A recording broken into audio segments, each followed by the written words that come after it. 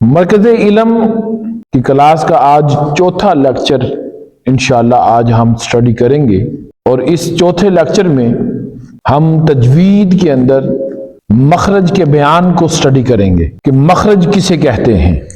مخرج یاد رکھیں کہ مخرج اس کو کہتے ہیں کہ حروف کے ادا ہونے کی جگہ کو مخرج کہتے ہیں، جہاں سے حرف ادا ہوتا ہے، جہاں سے حرف ادا ہوتا ہے اس جگہ کو مخرج کہتے ہیں، جہاں سے ادا ہو رہا ہے۔ اور مخرج معلوم کرنے کا طریقہ کیا ہے، کیسے پتا چلے گا کہ اس لفظ کا مخرج یہ ہے، یہ کیسے پتا چلے گا؟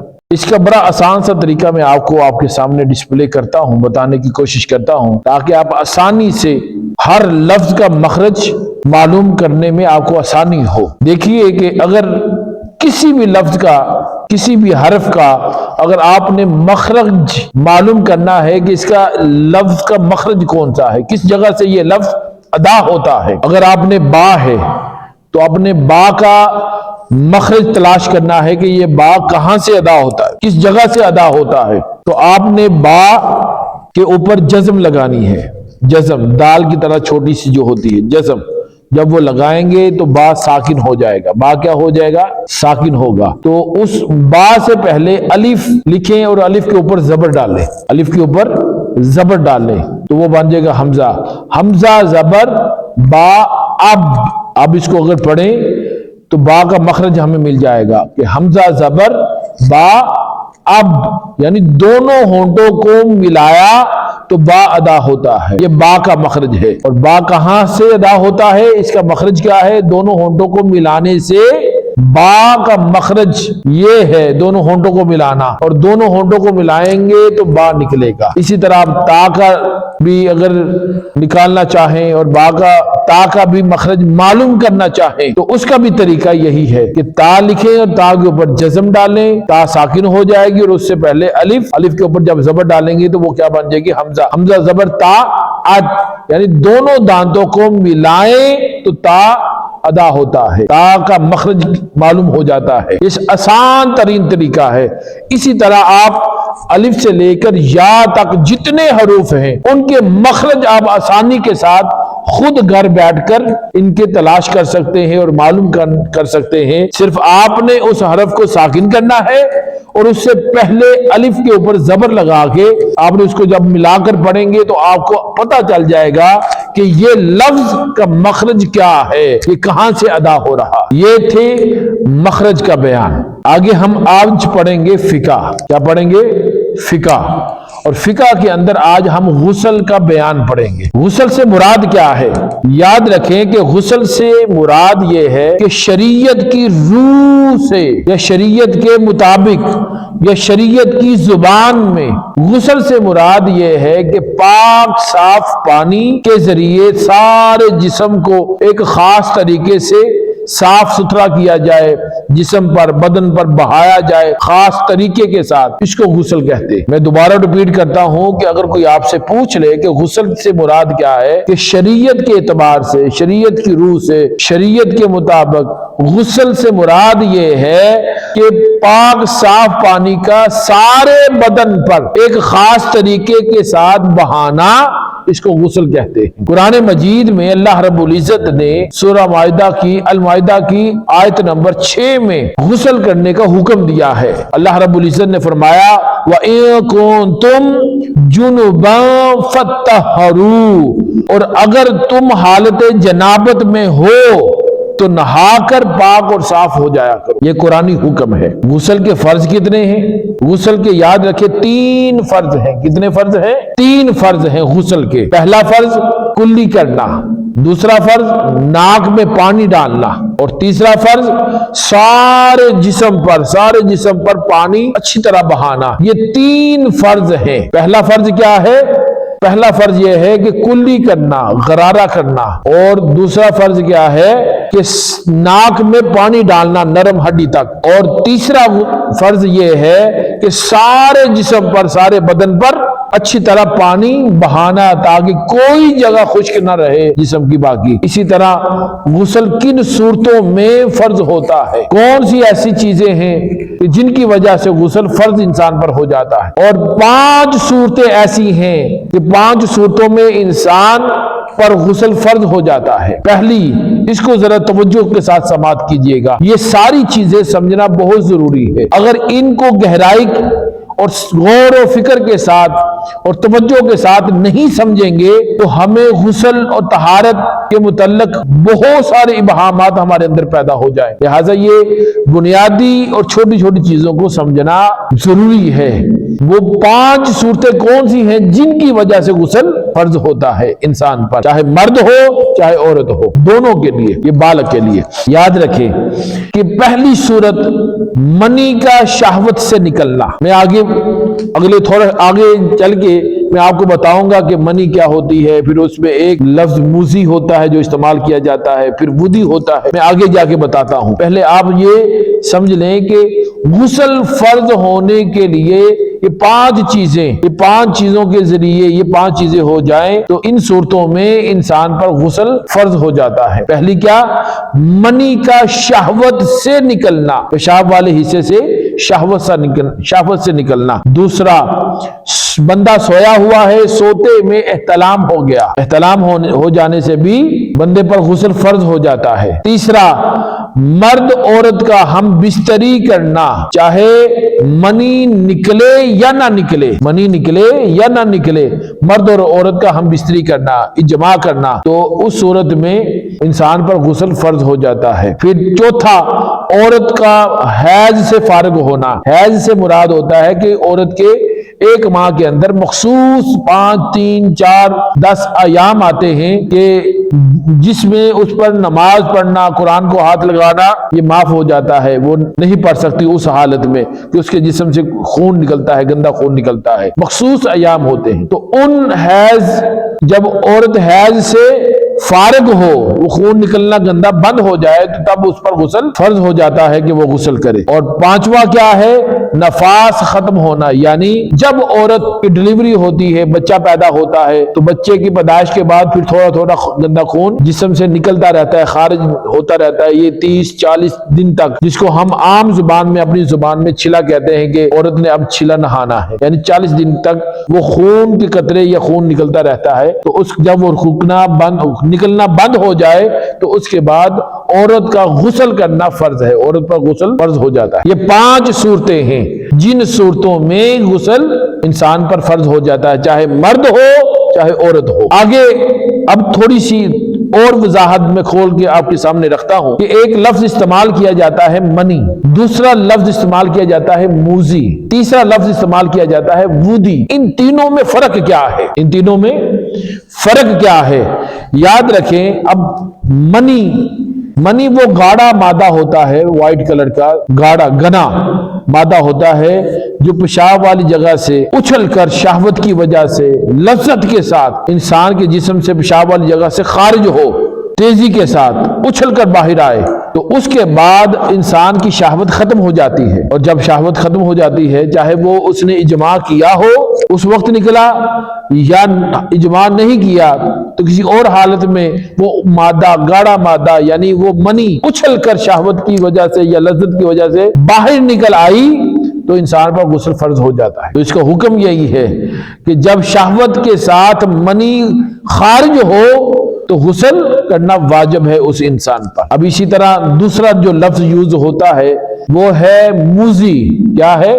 موزی، میم، زال اور یہ موزی، یہ وہ پتلا مادہ ہوتا ہے جو پانی کی رنگت کا ہوتا ہے، سفید کلر کا، یعنی یہ منی نہیں ہوتی مگر یہ نکلتا پیشاب کے رستے ہی ہے، لیکن یہ پتلا سا مادہ ہوتا ہے پانی کی رنگت کا، پانی جیسا محسوس ہوتا ہے۔ تو جو شہوت کی حالت میں مرد اور عورت کے اگلے حصے اور رستے سے نکلتا ہے اور اس کے نکلنے کا احساس بھی انسان کو نہیں ہوتا، تو اس کے نکلنے پر شہوت قائم رہتی ہے، شہوت ختم نہیں ہوتی۔ وہ موزی کا وہ جو پانی ہے پتلا سا، وہ نکلے تو شہوت برقرار رہے، شہوت قائم رہے، ختم نہ ہو، تو اس کو کہتے ہیں موزی، وہ پانی کو۔ اور اس کا حکم یہ ہے کہ اس کے خروج یعنی اس کے نکلنے سے غسل فرض نہیں ہوتا، البتہ اس سے وضو ٹوٹ جاتا ہے۔ نماز اور دیگر عبادات جیسے قرآن کی تلاوت وغیرہ کے لیے آپ کو دوبارہ وضو کرنا پڑے گا۔ اور جسم کے کسی حصے پر وہ سفید پانی موزی، وہ لگا پتلا سا پانی، وہ لگا یا کپڑے پر کسی پر لگا، آپ کو پتہ چل گیا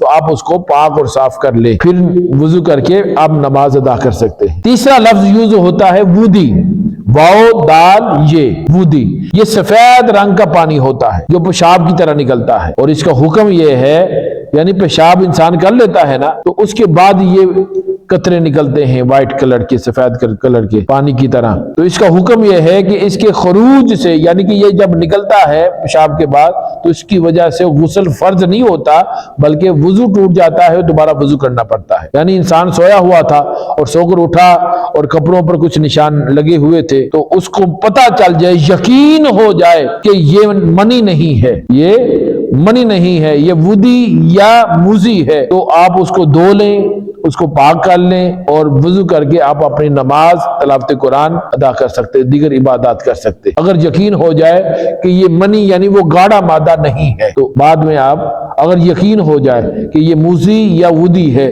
تو ان میں سے اب بزرگوں کے لیے بھی یہی حکم ہے کہ جو 40 سال 50 سال 60 سال کے ہو جاتے ہیں تو ان کو پیشاب کے قطرے آتے ہیں، تو پیشاب کے قطروں کے بعد یعنی کہ پیشاب کر لیا اس کے بعد بھی ہلکا ہلکا قطرہ آتا رہتا ہے، تو ان کے لیے بھی یہی حکم ہے کہ وہ جب وضو کریں تو نماز پڑھ لیں، تو نماز کے بعد ان کا وضو ٹوٹ جائے گا، اگلی نماز کے لیے پھر دوبارہ وضو کرنا پڑے گا۔ مریضوں کو ایسے جن کے مثانے کمزور ہوتے ہیں ایسے مریضوں کو اجازت ہے، گنجائش دی ہے شریعت نے کہ وہ اپنی عبادت کمپلیٹ کر لیں، اگلی عبادت اور نماز کے لیے دوبارہ تازہ وضو کریں گے۔ غسل کا مسنون اور مستحب طریقہ، پہلے میں آپ کے سامنے حدیث مسلم شریف کی حدیث کی روایت رکھتا ہوں سامنے کہ آقا علیہ الصلوۃ والسلام کیسے کیا کرتے تھے، پھر اس کو ترتیب کے ساتھ میں نے آپ کو بتایا کہ 3 فرض ہیں۔ پہلا فرض کیا تھا؟ پہلا فرض تھا کلی کرنا، غرارہ کرنا، جیسے غرارہ 3 بار غرارہ کرنا اور ناک میں پانی ڈالنا 3 دفعہ، اوپر کھینچنا یعنی کہ ناک کی نرم ہڈی تک چلا جائے۔ اور تیسرا فرض کیا تھا کہ پورے جسم پر اچھی طرح پانی بہایا جائے تاکہ کوئی جسم خشک نہ رہے، جسم کا کوئی حصہ خشک نہ رہے۔ صحیح مسلم شریف میں آقا علیہ الصلوۃ والسلام پر جب غسل فرض ہو جاتا تو حضور کیسے غسل کیا کرتے؟ پہلے آقا علیہ الصلوۃ والسلام دونوں ہاتھوں کو دھوتے تھے، پھر دائیں ہاتھ سے بائیں ہاتھ پر پانی ڈال کر استنجا کرتے تھے۔ دائیں ہاتھ سے پانی، جیسے ہم لوٹا پکڑتے ہیں، لوٹے سے دائیں ہاتھ سے پکڑا اور بائیں ہاتھ پر پانی ڈالا اور استنجا اور ناپاکی کو صاف کیا، اور اس کے بعد آقا علیہ الصلوۃ والسلام پورا وضو فرمایا کرتے تھے، یعنی اس میں وہ کلی غرارے بھی آ جاتے تھے، ناک میں پانی ڈالنا بھی، پورا وضو مکمل کیا کرتے تھے۔ پھر پانی کو سر میں بہایا کرتے تھے اور پھر انگلیوں کے ساتھ سر کو اچھی طرح خلا کیا کرتے تھے بالوں میں، اور پھر دائیں طرف پانی ڈالتے، پھر بائیں طرف ڈالتے آقا علیہ الصلوۃ والسلام 3 بار۔ یہ آقا علیہ الصلوۃ والسلام کا معمول تھا اور اس طرح غسل کیا کرتے تھے۔ اب اس کو ترتیب کے ساتھ میں آپ کے سامنے رکھتا ہوں کہ غسل کی پہلے نیت کی جائے، پھر اس کے بعد دونوں ہاتھوں کو کلائیوں تک اچھی طرح دھویا جائے، پھر استنجا کیا جائے اور پھر استنجے والی جگہ کو اچھی طرح واش کیا جائے، صاف کیا جائے، دھویا جائے، چاہے ناپاکی لگی ہو یا نہ لگی، پھر وضو کیا جائے جس طرح نماز کے لیے ہم وضو کریں، ٹھیک ہے؟ کلی کریں اور پانی 3 بار ڈالیں اور غرارے کی شکل میں غرارہ کرے پانی پھینک دے، غرارہ کرے پانی پھینک دے، غرارہ کرے پانی پھینک دے، پھر اس کے بعد 3 بار ناک میں پانی ڈالیں اور پانی لے کر ہاتھ میں تو آپ نے کھینچنا ہے، نرم ہڈی تک پانی جائے آپ کا، ایسے کھینچے، تو پھر جب نرم ہڈی تک محسوس ہو تو 3 بار یہ کیا جائے، پھر اس کے بعد 3 بار دائیں طرف پانی بہایا جائے، پھر بائیں طرف بہایا جائے، پھر پورے جسم پر بہایا جائے جیسے، اور آخر میں وضو کر لیا جائے، تو یہ آپ کو مکمل غسل ہو گیا۔ یہ مسنون اور مستحب طریقہ ہے غسل کرنے کا، یہ ہمیں پتہ ہونا چاہیے۔ آگے ہم مواخات، سیرت رسول میں مواخات کو آج ہم پڑھیں گے۔ مواخات میں آج ہم اسلامی معاشرے میں مواخات کی ضرورت اور اہمیت کیا ہے، آج ہم اس کو دیکھیں گے۔ قرآن مجید نے تمام اہل ایمان کو آپس میں بائی قرار دیا ہے۔ قرآن مجید نے تمام اہل ایمان کو آپس میں بائی قرار دیا ہے۔ اللہ رب العزت نے قرآن مجید سورہ حجرات کی آیت نمبر 10 میں اللہ رب العزت نے فرمایا انما المؤمنون اخوہ، بات یہی ہے کہ سب اہل ایمان آپس میں بائی بائی ہیں، سب اہل ایمان آپس میں بائی بائی ہیں۔ پھر دوسرے مقام سورہ العمران کی آیت نمبر 103 میں اللہ رب العزت نے ارشاد فرمایا کہ اپنے اوپر اللہ کی اس نعمت کو یاد کرو، اپنے اوپر اللہ کی اس نعمت کو یاد کرو جب تم ایک دوسرے کے دشمن تھے تو اس نے تمہارے دلوں میں الفت اور محبت پیدا کر دی اور تم اس نعمت کی وجہ سے آپس میں بائی بائی ہو گئے۔ یعنی وہ نعمت کیا تھی جو محبت اور الفت، یہ نعمت اللہ نے جب انسان کو عطا کی تو ہم سب انسان ایک دوسرے کے بائی بائی بن گئے اس نعمت کی وجہ سے۔ تو صحیح مسلم شریف میں آقا علیہ الصلوۃ والسلام نے اخوت اور بھائی چارے کی بابت ارشاد فرمایا کہ جو مسلمان ہوتا ہے وہ مسلمان کا بھائی ہے، مسلمان کا کیا ہے؟ بھائی ہے۔ اور جب بھائی ہیں تو پھر ایک مسلمان اپنے دوسرے مسلمان پر ظلم نہیں کرتا، ایک مسلمان دوسرے اپنے مسلمان بھائی کو بے یار و مددگار نہیں چھوڑتا، کسی بھی حالت میں، پریشانی کے عالم میں، غمی کے عالم میں، مشکل حالات میں وہ اس کو تنہا نہیں چھوڑتا۔ اور ایک مسلمان اپنے دوسرے مسلمان بھائی کو، چاہے اس کا رنگ کالا ہو، گوڑا ہو، سفید ہو، امیر ہو، غریب ہو، جو بھی ہو، وہ اپنے دوسرے مسلمان بھائی کو اپنے سے کم تر نہیں سمجھتا۔ پھر آقا علیہ الصلوۃ والسلام نے اپنے قلب اطہر پر 3 بار اشارہ کرتے ہوئے فرمایا، 3 بار یہ الفاظ دہرائے۔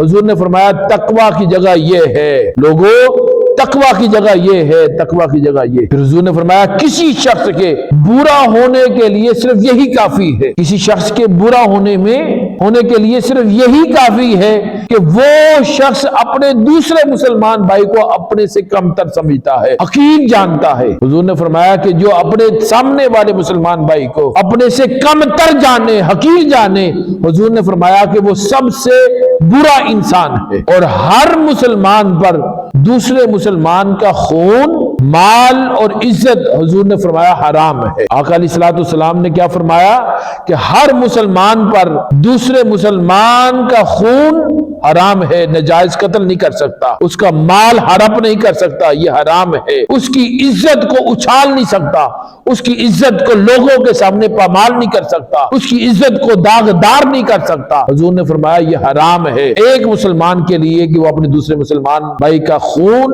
مال اور عزت، یہ دونوں اس پر حرام ہے کہ وہ ناجائز طریقے سے اس پر حملہ کر۔ لہٰذا اخوت اور محبت کی بنیاد ایمان اور اسلام ہے۔ اخوت اور محبت کی بنیاد کیا ہے؟ ایمان اور اسلام، یعنی سب کا رب ایک ہے، ایسا ہی ہے نا، سب کا رب ایک ہے، سب کا رسول ایک ہے، سب مسلمانوں کا کتاب ایک ہے قرآن مجید، قبلہ ایک ہے اور دین بھی ایک ہے جو کہ دین اسلام ہے۔ تو صحیح بخاری شریف کی ایک اور حدیث مبارکہ کہ آقا علیہ الصلوۃ والسلام نے فرمایا کہ ایمان والوں کے آپس کے تعلقات اور اخوت اور محبت کو ایک جسم کی مختلف حصوں سے حضور نے تشبیہ دی کہ وہ ایک جسم کی مانند ہیں۔ آقا علیہ الصلوۃ والسلام نے فرمایا ایمان والوں کی آپس کی محبت، رحم دلی اور شفقت تم اس طرح پاؤ گے کہ ایک انسانی جسم کی طرح، اگر جسم کا کوئی حصہ تکلیف میں مبتلا ہو جائے، ایک حصے کو چھوٹی سا زخم آ جائے، چوٹ لگ جائے، تو وہ تکلیف صرف اسی حصے تک محدود نہیں رہتی بلکہ وہ سارے جسم کو محسوس ہوتی ہے، سارا جسم متاثر ہوتا ہے اور تکلیف میں جاگتا ہے اور اذیت برداشت کرتا ہے، بخار برداشت کرتا ہے، بے خوابی کے عالم میں مبتلا ہو جاتا ہے جب تک وہ زخم صحیح نہ ہو جائے۔ تو حضور نے فرمایا تمام اہل ایمان، تمام مسلمان بھائی بھائی جو ہیں وہ ایک جسم کی طرح، ایک جسم کی مانند ہے۔ تو یہ مواخات تھی، آئیے ان کو مد نظر رکھتے ہوئے ہم آج کی اس لیکچر کے اینڈ پر اور اگلا لیکچر کے شروع کرنے سے پہلے، اگلے لیکچر سے پہلے ہم ایک ایکٹیویٹی کرتے ہیں۔ یہ آپ میں سے، ہم میں سے کوئی ایک بندہ بھی کر سکتا ہے اور جو کلاس میں بیٹھے ہیں آپ سب میں مل کر سکتے ہیں۔ اگر ہم سب بھی تھوڑا سا کنٹریبیوشن ایک دوسرے کے ساتھ کریں تو ہم یہ عمل کر سکتے ہیں تاکہ مواخات کا ایک عملی مظاہرہ ہم سوسائٹی اور معاشرے میں کر سکیں۔ وہ یہ کہ اگر ہم اپنے گھر کو یا مسجد کو یا کسی ایسی جگہ کو مخصوص کر لیں کہ اپنے گھر کے ڈرائنگ روم کو مخصوص کر لیں کہ ہم اس کو مہمان خانے کا نام دیں اور سارے دوست مل کر تھوڑا تھوڑا کنٹریبیوشن کر کے اچھا سا کھانا بنائیں اور اپنے محلے اور اپنی سوسائٹی اور معاشرے کے جو غریب ضرورت مند یتیم لوگ ہیں غربا، تو ان کو اکٹھا کر کے ان کو بلا کر دعوت دی جائے اور ان کی اچھی طرح مہمان نوازی کی جائے۔ یہ عمل کرنے سے یہ مواخات کا درس ہے، یہ پیغام ہے کہ تاکہ ان کے اندر، ان کے دل کے اندر یہ چیز محسوس ہو کہ ہم اس محلے میں، اس سوسائٹی میں تنہا نہیں ہیں، بلکہ یہ سارے اہل محلہ، یہ سارے علاقے والے، یہ معاشرے والے ہمارے ہی ہیں، اپنے ہی ہیں، ہمارا خیال کرنے والے ہیں، ہماری ضرورتوں کو پورا کرنے والے ہیں، ہماری داد رسی کرنے والے ہیں، ان کو محسوس نہ ہو۔ تو یہ ایکٹیویٹی آج ہم نے یہاں سے یہ سبق لے کر جانا ہے اور اس ہفتے کے اندر اس کو ہم نے کرنا ہے اگلے ہفتے آنے سے پہلے، تاکہ ہر ہفتے ہم یہ ایک عمل مواخات کے ذریعے جو پیغام ہمیں ملا اس پر ہم عمل کریں۔ اللہ رب العزت ہمیں عمل کی توفیق عطا فرمائے۔